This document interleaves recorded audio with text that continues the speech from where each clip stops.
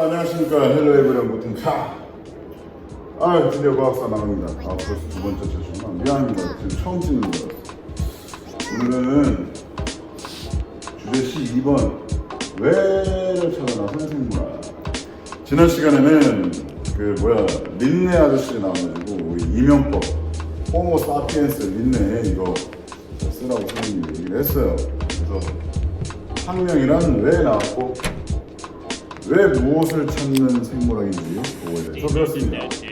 오늘은 왜를 찾아 나선 생물학 가지고 학습 목표를 보면 진화론의 사회 문화적 영향과 관련된 프레드 얘기할 수 있다. 그리고 다인의 진화론 배경과 근대 생물학 연구의 일단은 우리가 오늘 할 거는 다인의 진화론보다 이 진화론이 왜 나왔는지 그 배경부터 한번 보도록 하겠습니다.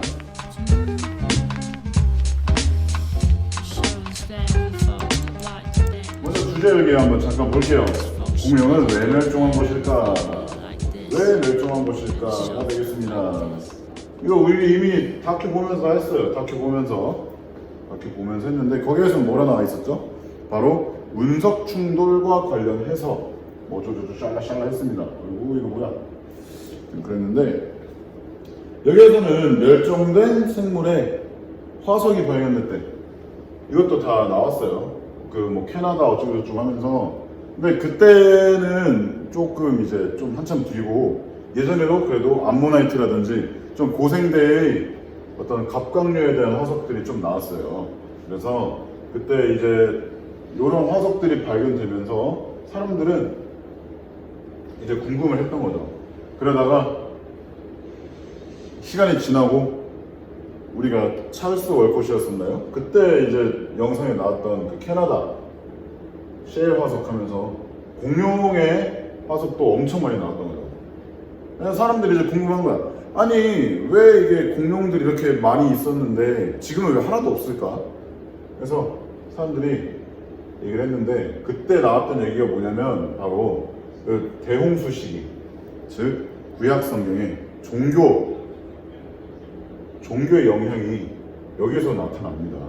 그래서 그 노아의 방주 때 들어봤을 거예요. 대홍수 때 공룡은 너무 커서 혹은 너무 포악해서 그 방주에 타지 못하고 다 멸종했을 것이다.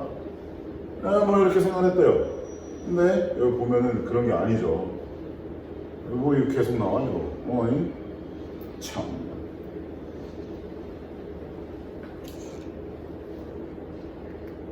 뭐야 이거. 이렇게 이대로 가겠습니다. 이건 이제 종교에 대한 문제고 과학적으로는 이렇게 생각을 했대요. 큰 환경 전환으로 특정 종이 사라졌으며 새로운 종이 그때마다 창조가 된다. 두 번째는 멸종하는 게 아니라 어떤 급격한 변형이 일어나서 예전의 형태들을 인식하지 못할 뿐이다. 어떻게 보면 우리가 지금 생각하는 진화는 두 번째에 더 가깝겠죠. 인간들이 진화론 상으로는 옛날에 원숭이 같이 있었다 하면서 이렇게 기어다닌다 하죠. 근데 우리는 그런 것들을 상상이 이제 안 되는 거죠. 진짜 인간이 이랬다고? 하면서 그런 것과 약간 연관이 있어요. 이때 보면 아저씨 두 명이서 얘기를 하는데 이게 바로 퀴비에란 그리고 라마르크가 얘기하는 겁니다. 첫 번째는 생물종의 멸종과 창조 모두 창조주인 신이 관여한다라고 이제 퀴비가 얘기했던 거고요. 두 번째는 생물은 결코 멸종하지 않는다. 다만 급격한 변형이 일어날 뿐이다라고 이제 라마르크가 얘기를 했어요. 하지만 이 책에 나와 있는 것처럼 어디 나와 있냐? 종교계의 압도적 지지와 여기도 또 종교의 개입이 있는 거죠. 이렇게 종교의 압도적 지지. 그러니까 천문학혁명이나 예전에 1학기 때 배웠던 천문학혁명이나 고전역학 혁명뿐만이 아니라 화학도 당시에 마찬가지였어요. 근데 그것보다 이 생물학은 진짜 되게 민감한 주제가 되었었던 거죠. 인간의 존재라는 게 직접적으로 연관이 되기 때문에 엄청 민감한 존재였고 당연히 종교는 개입을 할 수밖에 없었습니다. 그래서 종교의 주장이 담겼던 이 퀴비에라는 사람의 주장이 더 우세했다 이렇게 볼 수 있겠습니다. 네, 다음 쪽으로 갈게요. 지구도 오랜 세월을 거쳐 변화했음을 지질하게 밝히다. 이것도 우리 영상 보면서 했었던 겁니다. 이제 여기 아까 선생님이 말했던 것처럼 어떤 무늬 암석, 즉 옛날에는 이제 어떤 뭐 동글뱅이 문양 그림 나와 있어요. 우리가 흔히 말하는 이제 암모나이트 와서 보고 옛날에 오 신기한 문양이 있네 이러고 그냥 지나친 거예요. 근데 약간 생물학자들이나 뭐 어떤 이렇게 여러 과학자들이 나오면서 이게 그냥 무늬가 있네가 아니라 실제로 어떤 생물이 아닐까? 이건 뭐지? 약간 과학적으로 이제 밝히기 시작한 거예요. 그러다 보니까 이런 어떤 무늬 모양의 이런 돌들한테 이제 궁금증을 가지고, 근데 문제는 뭐냐, 이런 궁금증이 있어봤자 해결책을 직접적으로 제시하기 힘들었죠. 왜냐면은 발견이 되었는데 이게 뭔지 뭐 어떻게 딱히 해결할 방법이 없으니까. 그러다가 슬슬 화석이 아닐까 하면서 점점 나옵니다. 이게 여기 잘리잖아? 그러면 여기로 가요. 어떻게 하면 좋을까? 줄여요, 살짝. 그러면 똑같은 무늬 암석을 관찰하고도 17세기 사람들이 내세운 가설은 달랐다. 그래서 나와요. 그래서 과학자들은 이렇게 무늬의 원인, 아까 선생님이 얘기했죠. 무늬의 원인에 대해서 암석의 변이로 보는 사람들도 있고, 첫 번째, 암석이 어떤 지질학적 원인에 따라서 변한 거예요. 여러분 뭐 변성암, 퇴적암, 석회암 이런 거 중학교 때 배웠던 것처럼 어떤 단순한 암석의 변이로 봤던 사람도 있고, 그러니까 이거는 결국에 생물체랑 연관이 없었던 거죠. 생물학적으로 볼 필요가 없었던 거예요. 근데 또 어떤 사람들은 이렇게 생물체의 흔적이 화석일 거라는 가설을 내세운 과학자들도 있었다고 합니다. 그 중에 제일 유명한 사례는 뭐냐면 우리 영상에서도 봤었던 그 세포를 셀이라고 불렀었던 바로 로버트 훅입니다. 로버트 훅. 현미경 관찰을 통해 코르크를 이제 현미경으로 봤었죠. 그래서 세포를 근데 잘못된 거 있잖아요. 훅이 있습니다. 훅. 로버트 훅.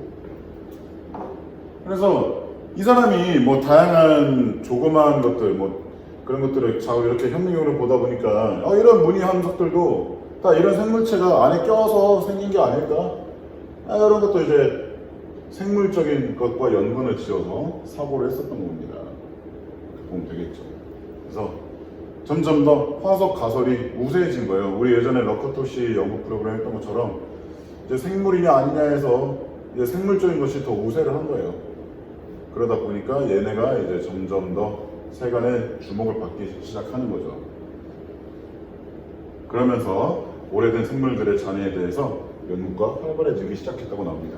한편 멸종된 생물의 화석이 나타나는 지층의 문제로 지질학계는 동일 과정설과 격변설로 대립을 하게 된 겁니다. 그러니까 이게 문제가 뭐냐면 결국은 이게 돌들이기 때문에 지질학과 관련이 있는 거잖아요. 지질학과 관련이 있는데 그러니까 이 지층, 이 돌들이 이제 이 지각 속에 있잖아요. 그 지각마다 층이 다 있으니까 이게 어떻게 생긴 거냐 이렇게 되는 거죠. 그래서 이 동일 과정설과 격변설로 대립하게 되었다라고 나오는데요. 먼저 볼 격변설은 지표면이 짧은 시간에 급격하게 변동하는 거죠. 뭐 땅이 갑자기 훅 꺼진다든지 아니면 갑자기 바다가 산이 된다든지 이게 급격하게 바뀌는 거예요. 그래서 당연히 생물들이 죽으려면 엄청 한 번에 막 죽어버리고 약간 이렇게 되는 거죠. 하지만 동일 과정설은 천천히 변하는 거예요. 떠올라도 바다에 있는 게 산으로 올라온다 해도 그 지각이 올라올 때 천천히 올라오는 겁니다. 천천히 올라오다 보니까 생물종도 몇만 년, 몇십만 년 동안 천천히 그 환경에 따라 변화해가며 진화할 수 있다라는 생각을 이제 받아들일 수 있다는 거예요. 여기 옆에 보면 동일 과정설에 대해서 나오는데 한번 참고를 했으면 좋겠습니다. 여기 보면 이제 과거의 자연 환경에 작용했던 과정이 현재 자연 환경과 같을 것이라고 가정한 것이다. 다시 말해서 지금 우리가 확인할 수 있는 이런 지각 변동들이 다 과거에도 있었던 일이라고 이 동일 과정이 계속 반복된다고 생각을 하는 거예요. 이게 바로 동일 과정설이고요.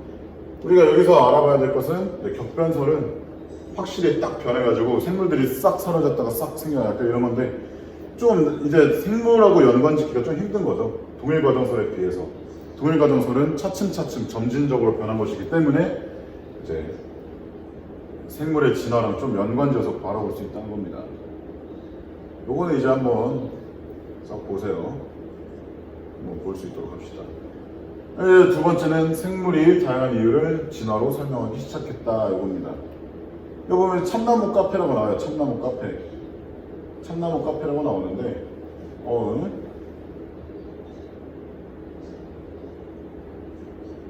난 이걸 올리고 싶어. 어떻게 하면 올릴 수 있을까?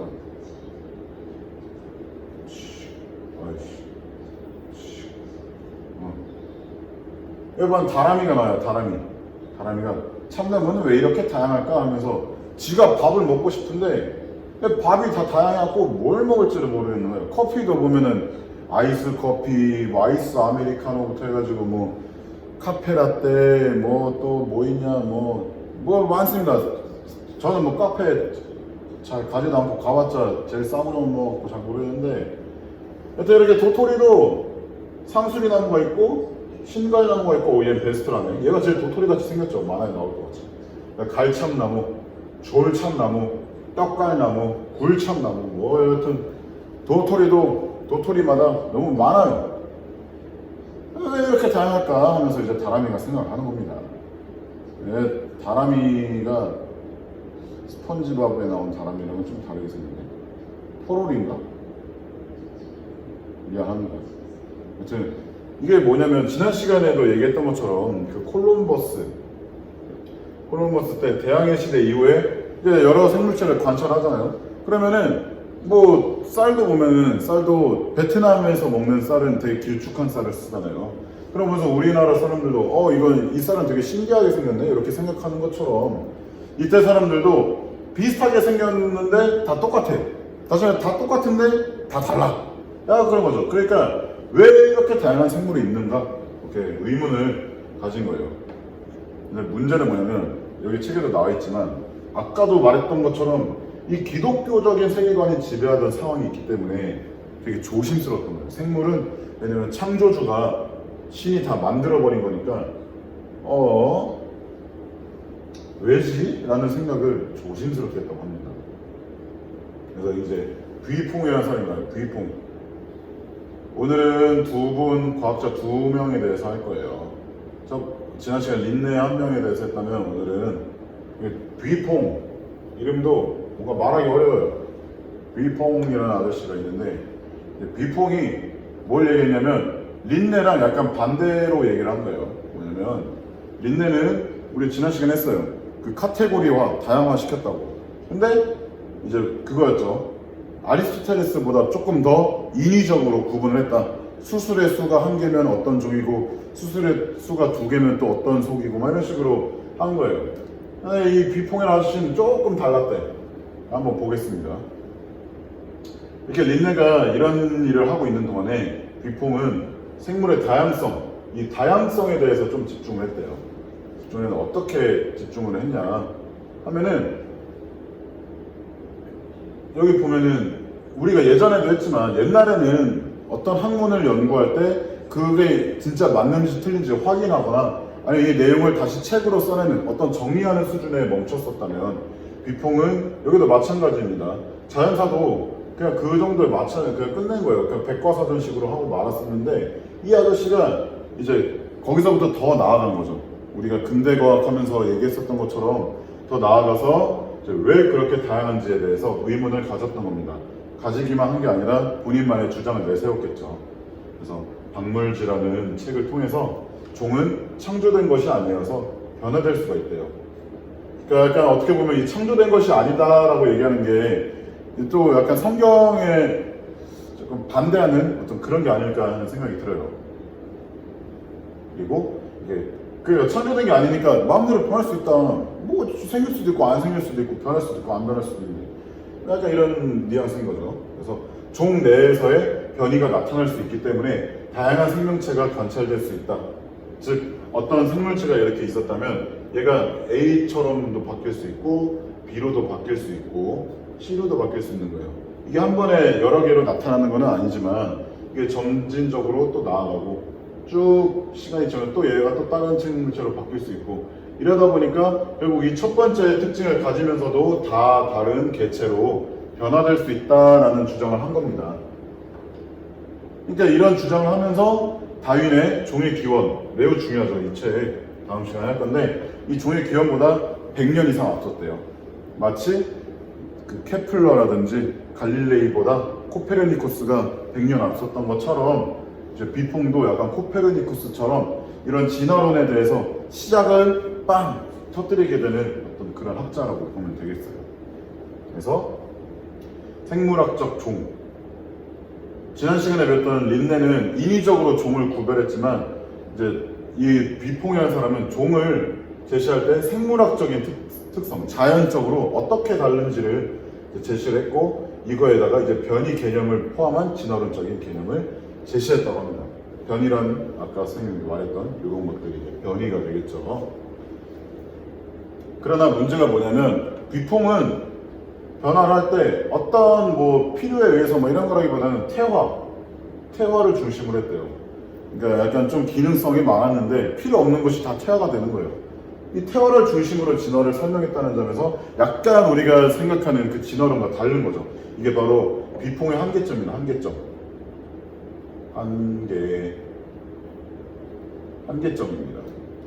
태화를 중심으로 했기 때문에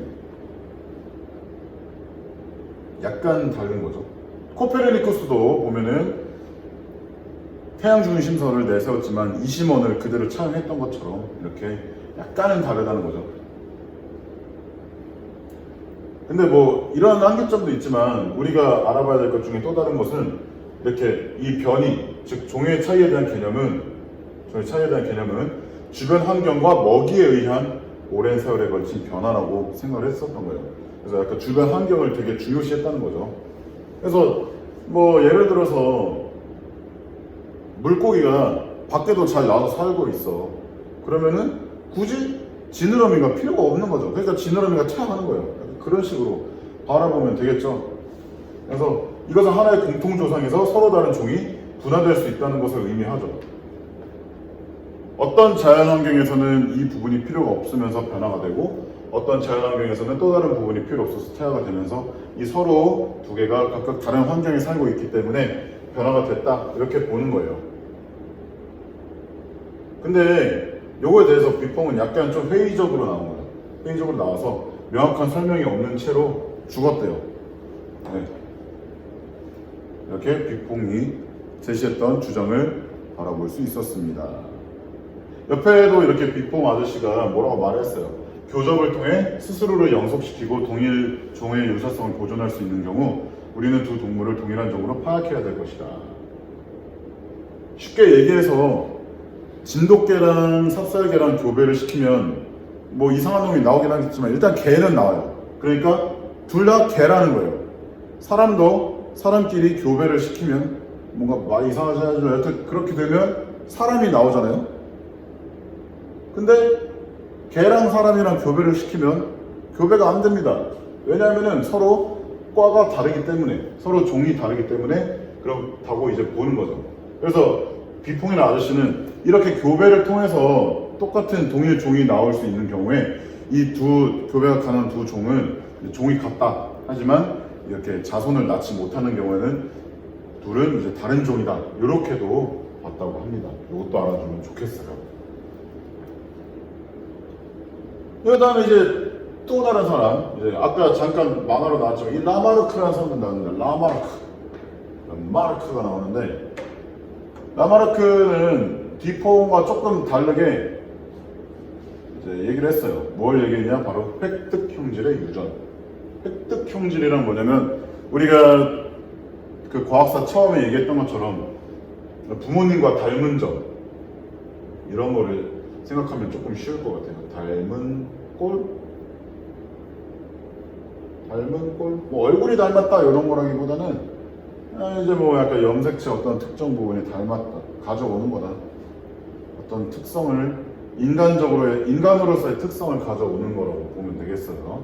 그래서 라마르크는 왜 이렇게 다양한 생물이 있을 거라는 이런 아까 앞에 나왔던 이런 의미에 대해서 라마르크는 진화를 중심에 둔 체계적이고 포괄적인 이론을 처음으로 제시했다. 처음.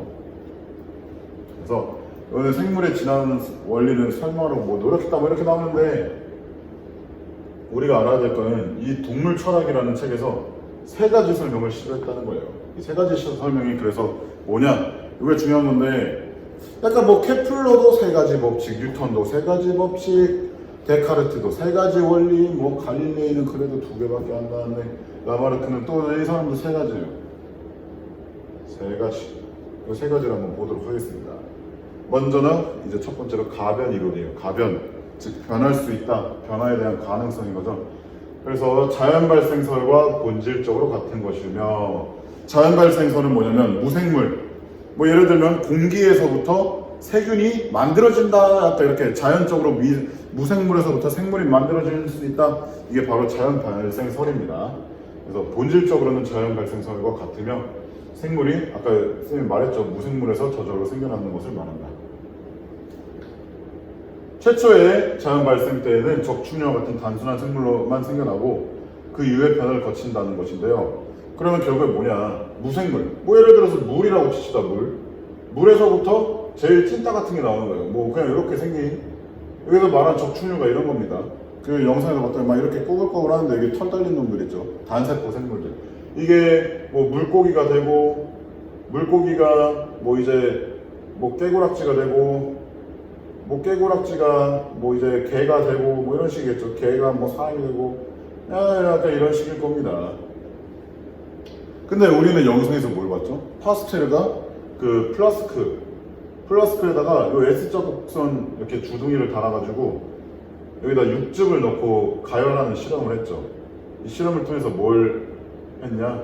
바로 여기 이제 찌꺼기가 생겨서 다 꽉 채워서 막아버리니까 여기에 이제 계속 끓였을 때 세균들이 번식을 못했다는 거예요. 근데 얘를 똑 잘라내버리니까 어떻게 됐어요? 바로 이제 세균들이 다시 쫙 번식한 거죠. 이걸로 이제 자연 발생설이 아니라는 것을 증명을 했어요.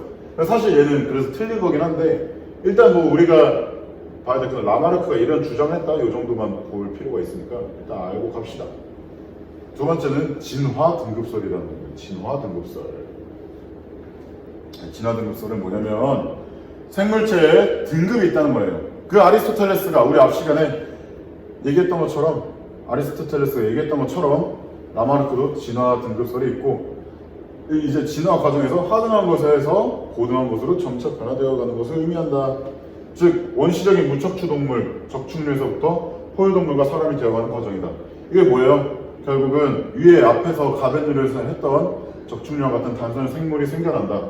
그 이후에 변화되는 것을 거친다는 건데, 여기서 이 변화되는 과정이 바로 단순한 것에서부터 고등한 놈으로, 복잡한 놈으로 이렇게 진화를 한다는 거죠. 그러니까 앞에서 선생님이 요거 얘기했던 거, 요거랑 이제 똑같은 얘기예요. 그래서 뭐가 다르냐, 가변 이론은 무생물에서부터 생물이 나온다는 거고, 진화 등급설은 이렇게 단순한 생물이 나왔을 때 변화를 이렇게 점점 더 복잡한 형태로 진화를 한다, 이런 거예요. 이렇게 하면 되겠습니다. 세 번째는 바로 이게 좀 중요해요. 용불용성혈이라고 하는 이 진화의 힘과 구조 원리인데요. 바로 이게 뭐냐면 생물들이 매우 중요합니다. 생물들이 자신의 삶의 방식을 충족시키기 위해 노력하면서 스스로 구조를 완벽하게 하려는 선천적인 경향이 있대요. 여기 기린이 있는데 이거 이따 할게요. 그래서 스스로 구조를 완벽하게 하려는 그런 경향이 있고, 두 번째로 환경 변화에 반응할 수 있는 능력. 아까 말했던 것처럼 환경이 달라질 때마다 생물들이 그에 대해 적응하려는 능력을 갖고 있다는 거예요. 그래서 이 라마르크 아르실은 이 선천적 경험과 그리고 환경 변화에 반응할 수 있는 능력, 이 두 가지를 갖다가 이제 변이라고 생각을 했던 거죠.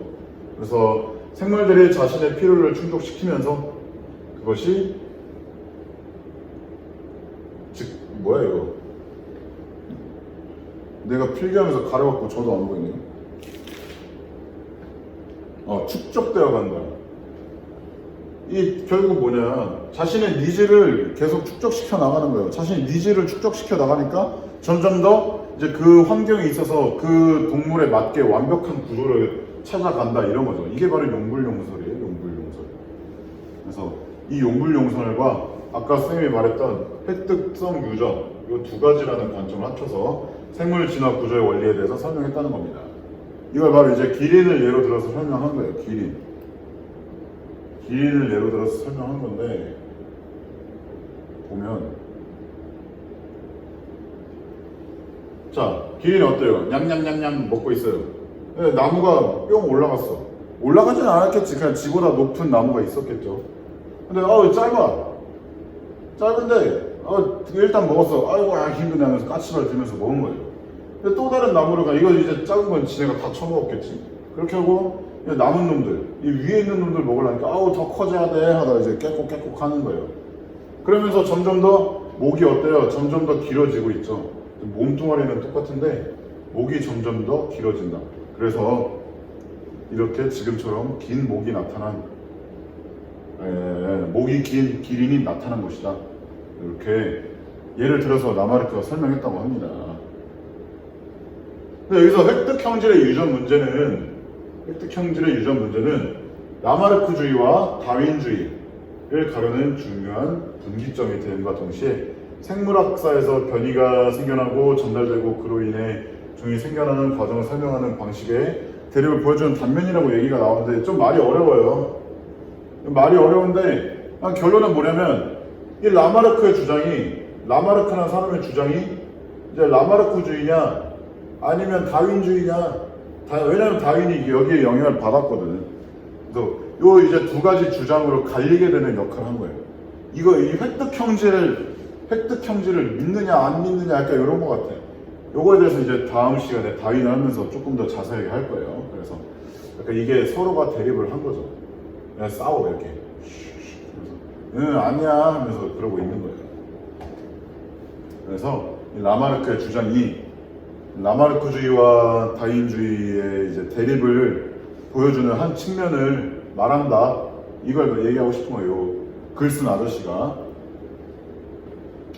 하지만 이거보다 더 중요한 게 뭐냐면 과학사적 의의죠. 우리 쌤이 항상 수업 때마다 얘기하는 이 과학사적 의의는 이것을 설명하는 과정. 그러니까 라마르크가 이런 진화에 대해서 진화와 변이라는 것에 대해서 설명하는 과정에서 진화학은 그냥 진화가 어떻게 되는지를 바라보는 게 아니라 유전학을 이제 필요로 하게 되었다는 거고, 이 유전학은 또 다시 발생학과 세포학, 분자생물학 등등 이제 생물의 진화를 표현하는 데 있어서 유전학이 필요가 되고, 이 유전학도 표현하는 데 있어서 또 다른 학문들, 결국은 뭐냐, 진화라는 게 단순한 그냥 학문으로서 바라보는 게 아니라 여러 가지 생물학적인 어떤 그런 분야들을 다 통틀어서 필요로 하게 되었다라는 게 이제 결국 라마르크가 가지고 있는 의의라고 볼 수 있겠죠. 그래서 우리는 오늘 이 시간 동안에 첫 번째로 이 자연적으로 지구가 뭐 자꾸 이게 생겨. 보면은 이게 처음에 화석이 우리가 이제 생물이란 어떻게 생겨난 것일까라고 우리가 영상에서 봤죠. 마찬가지로 화석에 대해서부터 궁금증이 생겨났고, 공룡 화석이라든지 이제 뭐 지층의 문제 이런 것도 봤고요. 두 번째로 생물의 다양성에 대해서 바라봤던 겁니다. 생물의 다양성에 대해서 이제 린네와 비슷한 시기에 있었던 비퐁이라는 아저씨가 말했던 다양성과, 그리고 라마르크가 말했던 생물의 다양성. 생물의 다양성 중에 라마르크는 동물 철학이라는 책에서 가변이론, 진화 등급설, 그리고 진화의 힘과 구조 원리 세 가지를 설명했다는 것을 봤어요.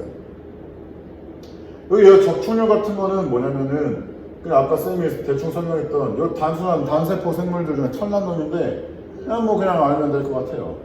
그래서 오늘의 이제 출석 과제는 뭐냐면, 뭐 할까? 이 책에 나온 도토리 개수 몇 개 나왔는지 이제 한번 구글 클래스룸에 올려봅시다. 그리고 학습 과제는 뭐냐면 라마르크에 대해서 한번 조사를 해보고, 라마르크와 획득 형질 이 두 가지 주제로 해서 뭐 개별적으로 하든 하나만 하든 상관없어요. 단순하게 쌤이 말했죠. 과제는 항상 길게 쓰지 말고 짧고 간결하고 선생님이 그냥 한눈에 볼 수 있게 단순하게 하세요. 적어도 쌤 수업에서는. 그래서 라마르크에 대해서 본인이 이렇게 공부한 거 그런 것들 정리해서 올려주면 되겠습니다. 네. 여기까지 이제 과학자 2차시고요. 그 다음 주에는 오프라인으로 나와서 볼 것 같은데 다음 시간에 뭐 하냐? 이제 이거 아저씨 나와요. 이거 그 원숭이 아저씨 나옵니다. 바로 다윈이 나오죠. 젊었을 때 되게 잘생겼어요. 그래서 다윈과 동물 기원에 대해서 배워보도록 하겠습니다. 자, 그러면은 수고하고요. 다음 시간에 볼 수 있도록 합시다. 안녕.